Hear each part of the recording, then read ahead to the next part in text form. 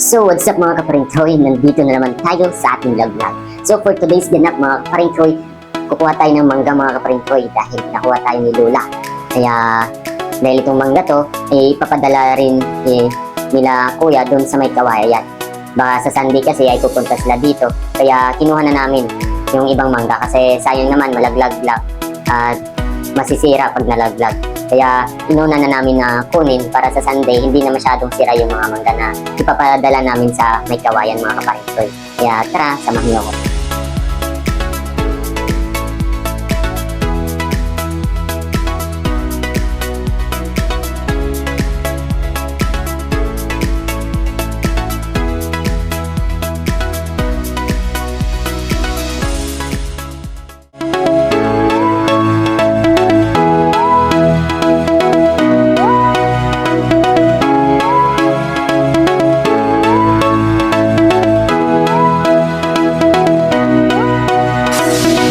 Guys, ano yung nakuha namin, isang timba.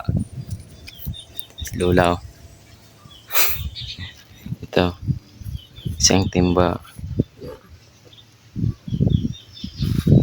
At ito yung nangalaglag, yung nahulog, yung mga nahulog, ah.